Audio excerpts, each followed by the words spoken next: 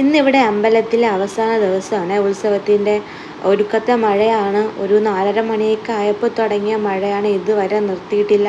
കൂടാതെ ഇടിയും മിന്നലും ഒക്കെ ഉണ്ട്. ഒരുപാട് നേരം വെയിറ്റ് ചെയ്തു. പിന്നെ നേരം വൈകുന്നത് കണ്ടപ്പോഴത്തേക്കും ഒരു രാത്രി 8:30 മണിയൊക്കെ ആയപ്പോൾ ഒരുങ്ങി എന്തായാലും ഇരിക്കാമെന്ന് വിചാരിച്ചു. വീട്ടിൽ നിന്ന് അച്ഛനും അമ്മയും ചേച്ചി ചേട്ടനും ഒക്കെ എല്ലാവരും വരാനുണ്ട്.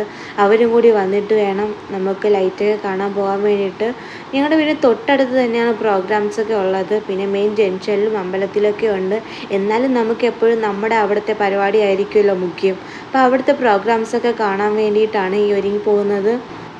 ഞാൻ ഈ ഇട്ടിരിക്കുന്ന ഡ്രസ്സ് സ്റ്റുഡിയോന്ന് വാങ്ങിച്ചതാണ്. ഉത്സവത്തിൻ്റെ അവസാന ദിവസം ഇടാൻ വേണ്ടിയിട്ട് വാങ്ങിച്ചതാണ്. കൂടെ പെയർ ചെയ്യുന്നത് ഈ പച്ച കുപ്പിവളയാണ്. വള ഇത്തി ചെറുതാണ്. അന്ന് 7-ാം മാസ ചടങ്ങിന് വാങ്ങിയ കുപ്പിവളയാണ്. അതായത് പിന്നെ ഇപ്പോഴാണ് ഇട്ട് നോക്കുന്നത്. ചെറുതാണെങ്കിലും കുഴപ്പമില്ല, അഡ്ജസ്റ്റ് ചെയ്ത് ഇട്ടു. പിന്നെ ശർക്കര അമ്പലത്തിൽ പോയപ്പോൾ വാങ്ങിച്ച ഇയറിങ്സ് ആണ് ഇടുന്നത്. ഈ ഡ്രസ്സിന് മാച്ചായിട്ട് ഞാൻ അന്ന് കണ്ടപ്പോൾ ഇഷ്ടപ്പെട്ട് വാങ്ങിയതാണ്.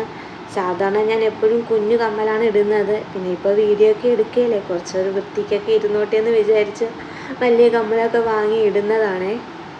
എന്തായാലും എനിക്ക് ഈ ഡ്രസ്സിനോട് ഈ വളയും കമ്മലും ഒക്കെ മാച്ചായിട്ട് തോന്നി കേട്ടോ. ഞാൻ പെട്ടെന്ന് ഒരുങ്ങി ചെന്നിട്ട് വേണം ആദ്യക്കുട്ടനെ റെഡിയാക്കാൻ. ആദ്യം ഞാൻ റെഡിയാക്കി നിർത്തിയില്ല. കാരണം അവൻ ഈ മഴയത്ത് ഓട്ടോ വെള്ളത്തിനിടയ്ക്ക് ഡ്രസ്സ് ഇപ്പോഴേ ഇട്ട് കൊടുത്താൽ വൃത്തികേടാക്കും. അതുകൊണ്ട് പോകാൻ നേരത്ത് ഇട്ട് കൊടുക്കാമെന്ന് വിചാരിച്ചു.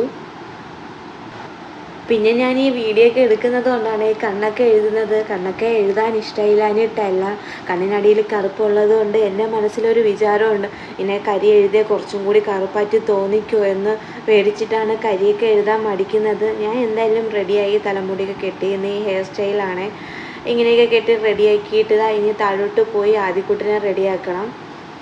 ഞാൻ ആദ്യം റെഡിയാക്കി. ഞാൻ അമ്മയും അച്ഛനെയും ചേച്ചി എല്ലാവരെയും വെയിറ്റ് ചെയ്തിരിക്കുകയാണ്. അവർ ഇതുവരെ എത്തിയിട്ടില്ല. അത്രയ്ക്ക് മഴയാണ്. മഴയൊക്കെ തോന്നിയിട്ടല്ലേ ഇനി നമുക്കിനി താഴോട്ടൊക്കെ പോകാൻ പറ്റുള്ളൂ.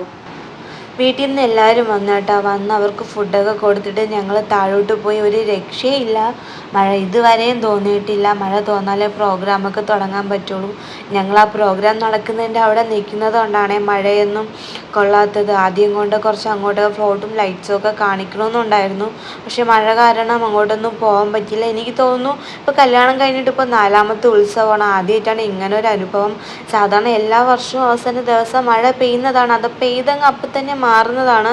ഇത് ഈ വർഷം കൊടി ഇറങ്ങുന്നത് വരെ ഈ മഴയായിരുന്നു. പിന്നെ വേറെ എങ്ങോട്ടൊന്നും പോകാൻ പറ്റില്ല. ഞങ്ങൾ അവിടുത്തെ നിന്ന് തന്നെ അവിടുത്തെ പ്രോഗ്രാംസൊക്കെ തന്നെ മൊത്തം കണ്ടു കേട്ടോ.